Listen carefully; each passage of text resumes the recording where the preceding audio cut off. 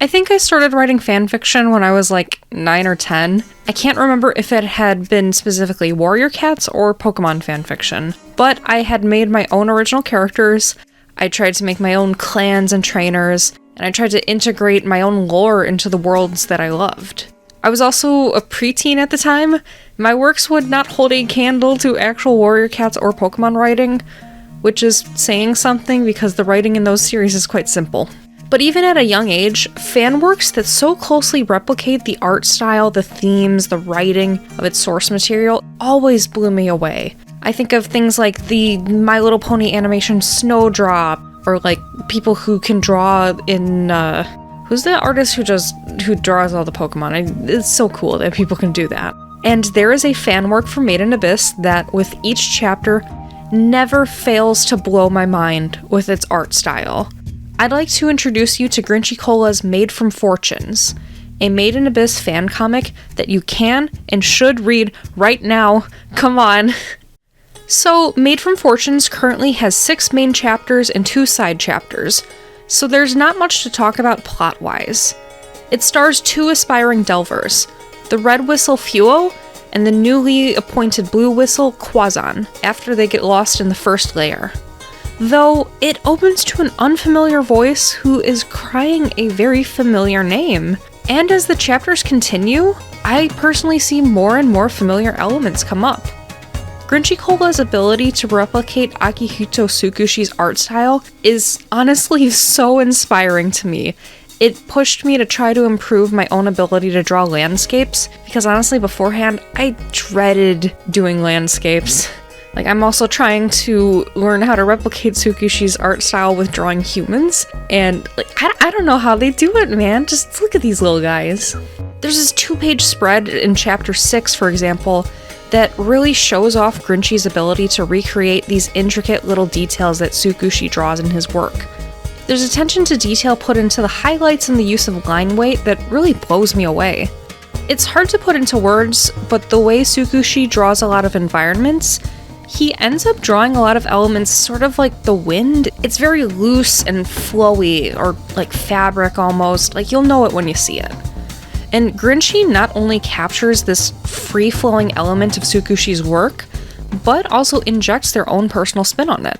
Character-wise, the characters have outfits that fit right into Abyss's style of dress. Though I would say the faces and proportions feel just a tad more innocent and squishy, and it ends up giving the comic its own distinct identity rather than being like some sort of ripoff. Quazan's eyes especially feel very bold and defined. Attention is drawn to her eyelashes and irises. It's something that I can't quite put into words. Fuo is also an adorable deuteragonist. Honestly, I feel like Made from Fortunes, it feels like it could be its own official spin-off or alternate universe. If you had told me, like, oh hey, this is an officially published, approved thing, I'd be like, oh yeah, that makes sense. I think Made in Abyss's biggest strength is in its ability to set up mysteries and provide satisfying payoffs. Who is that character? What does that relic do? Where does that cave entrance lead? Oh, that character is a White Whistle. That relic can revive the dead, and that cave entrance leads to an incline. But what did that White Whistle say about the 7th layer? Does the relic really revive the dead? More little hints get peppered in, like mysteries are set up and resolved as new mysteries are set up. It's always pulling you back in. And already, in these 6 or 8 chapters, it's not really 8, but kind of, I think that Made from Fortunes is already setting up mysteries that I have a bunch of theories for.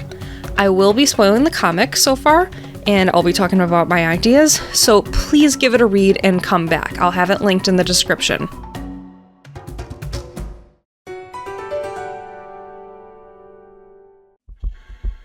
So chapter 1 opens up with this shrouded character crying for Prushka, holding a cartridge and trying not to let her spill out.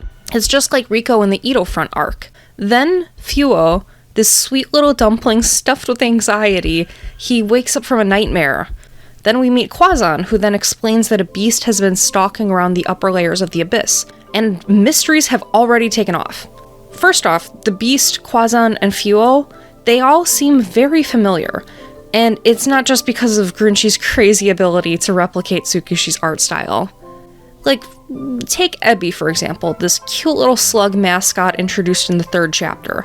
He resembles Frappum of Hail Hex, though, like, you can argue, like, oh, hey, these are similar elements. Maybe, I just thought about it, maybe Ebby is supposed to be a Juso. Though what is absolutely intriguing to me is how all of these 3 characters feel like fusions of pre-existing Abyss characters. Like, let me show you. Fuo is the most obvious example, in my opinion. He has this huge lock of hair bisecting his face and dripping across his cheek, just like Vueko after her time in Dagupu. In the bits of color art you can find on Grinchy's Twitter, Fuo's hair is colored this red-brown color, similar to Vueko's red locks. And 2 strands of hair fall before his ears, and the back is cut pretty short, similar to Riko after her haircut in Iraburu. In a flashback chapter, Fuo also has this little sprig of a curl, sorta similar to Kiwi. Quazan takes elements from other characters as well. The 2 corkscrew curls on the sides of her head could be similar to abyssal curls, though she's only recently become a blue whistle. However, there are also these little sprigs of hair that resemble Prushka's bangs. And now the nameless beast. This character is a blessed Narahate, and first off, they're wearing Reg's cape or something extremely similar to it. They have the Prush whistle around their neck. The hands, paws, body type, and whiskers all resemble Nanachi, as well as the eyes, sorta. I mean, they have long bangs, so it's kind of hard for me to tell. They can unsheath claws like Faputa or Midi. They have a helmet similar to Nanachi's, which consists of an animal-like hat part and this plate of fur that covers their back. I don't think that these design similarities are results of the artist just gluing together parts of other characters because they haven't gotten a handle on Tsukushi's art style. Oh no. Take a look at their art on Twitter. On the Made in Abyss subreddit, Grinchy held these cute little create a character events where users contributed various design elements and they eventually drew the result. Also, I recommended this one to look like Shiba Inu.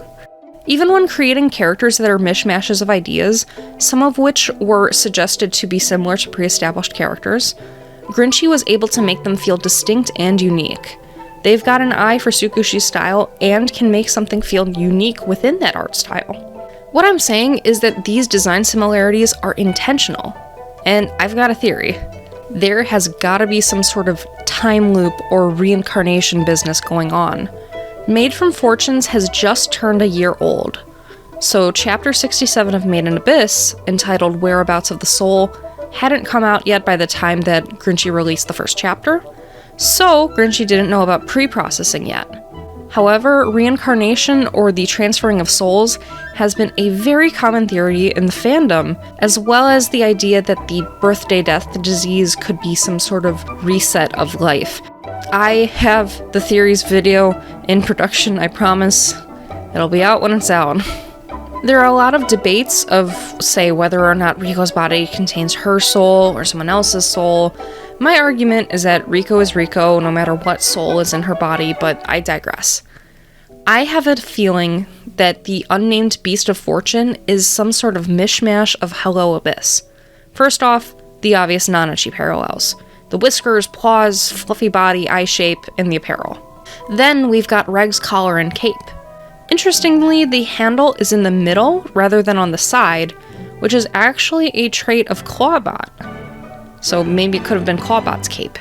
The beast's fur is dark, similar to, say, Faputa's dark skin. They can also unsheath claws that look like Middies or Faputa's, and most importantly, their white whistle is the Prush whistle. That's Riko's whistle. Like, this beast either stole from Riko or is Riko somehow, because you can't use a white whistle that's not yours.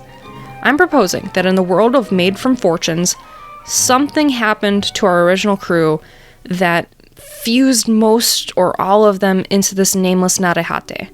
Perhaps it's Grinchy's own spin on the 2,000-year cycle, and it causes souls to be combined and reborn.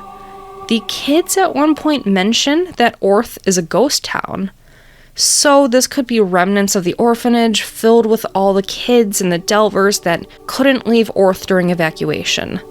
somehow they were spared from the disease. This is what I'm talking about when I say Made from Fortunes is able to perfectly emulate what makes Made in Abyss so intriguing and special. There's this main mystery of the beast, this underlying mystery of our protagonists looking like old protagonists, this cute little star-shaped relic that, look at it, it has the form of the essential part inside it, the reappearance of the Prush whistle, and most importantly,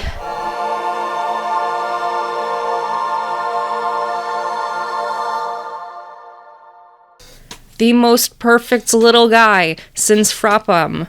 Look at him, he's exquisite. He's perfect.